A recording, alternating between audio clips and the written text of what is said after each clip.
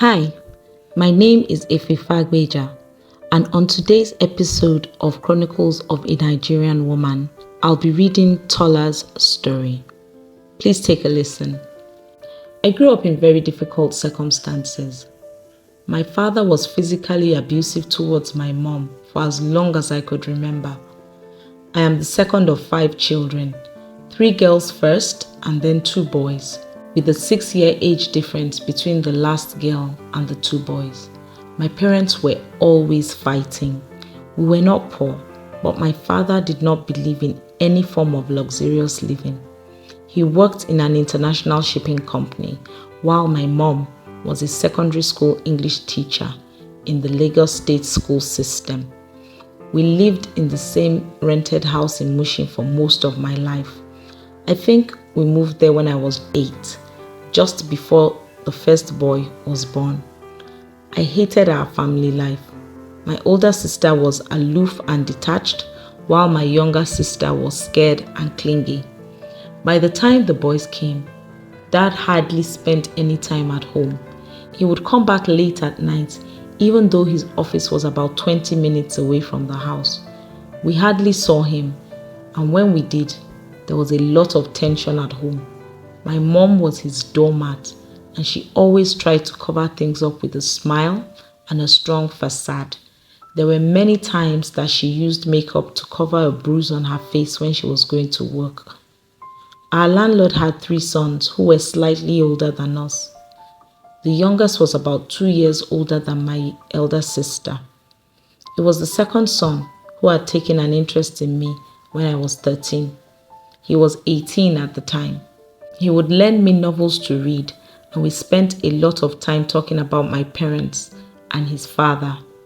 They had lost their mom when he was about 6, and their father had never remarried, but he spent a lot of time at work and hired domestic helps until the last boy was 10, when he started leaving them on their own.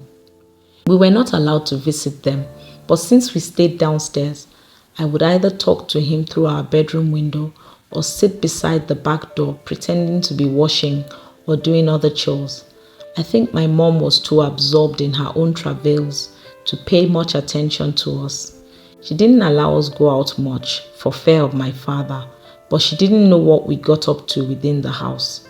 Anyway, Jacob, our landlord's son, and I became extremely close, and I lost my virginity to him when I was 17. I was hopelessly tied to him emotionally. By then, he was in the University of Lagos, but he came home most weekends. I think his absence drew me to him even more. I had finished secondary school, but did not get admission to university for 2 years, so I was often at home by myself, and that was how we got the opportunity to have sex without fear of being caught. I begged him to always use protection, even though he usually didn't want to. He felt I didn't trust him enough, but I was afraid of getting pregnant. The one time I finally gave in to his demands was the time I got pregnant. I did not even know till I was almost 3 months gone. My periods had always been irregular, so nothing was amiss. It was my mom who kept insisting that I did not look alright, even though I felt fine. Eventually, she took me for a pregnancy test, which was confirmed positive, and a scan showed that I was 9 weeks gone. I had just got my admission to university, but when my father got to know about the pregnancy, he said he would have nothing to do with my education. Jacob accepted the pregnancy, but he had just finished university and had been posted to the north for his youth service. He eventually got a job and stayed back there. He sent money every month for our upkeep, but we grew apart since he was far away. I was distraught and I thought my life was over. Jacob's father paid my hospital bills and also supported me financially for a while after I had our daughter. Eventually, I had to get a job to support my daughter and I. I worked as a front desk officer. In all that happened, I was determined to make something of my life, but it was hard coping with the grind of daily survival. When Rachel, my daughter, turned 5, I moved out and got an apartment of my own at Ikeja. I disliked the area where I grew up and felt that keeping her within our toxic family setting and within the environment in Mushin would suppress her potential. My job was at Ikeja, and I was able to get accommodation in the servants' quarters of an elderly woman I met who took a liking to me. It was the perfect environment for us because we lived alone with the elderly woman in the compound, in a serene area. Jacob took responsibility for Rachel's school fees, so I was able to afford a good school, and the children she met were from middle upper class backgrounds. I made up my mind not to get into any relationship until she was well in her teens because I didn't want to further complicate her fragile situation, and also because I needed to sort my own life. I was 30 when I decided to retake WAEC exams.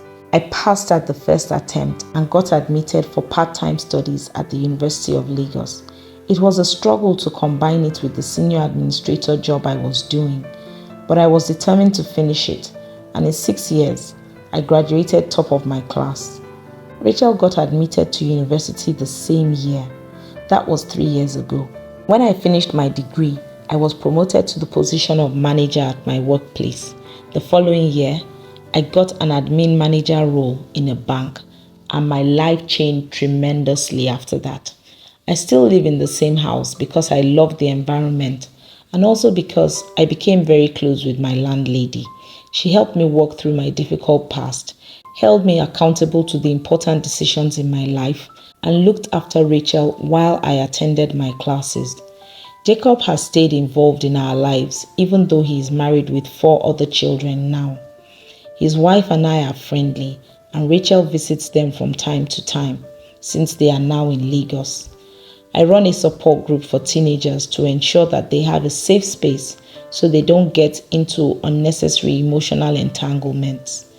I have recently started dating, and I am open to meaningful relationships, hopefully leading to marriage.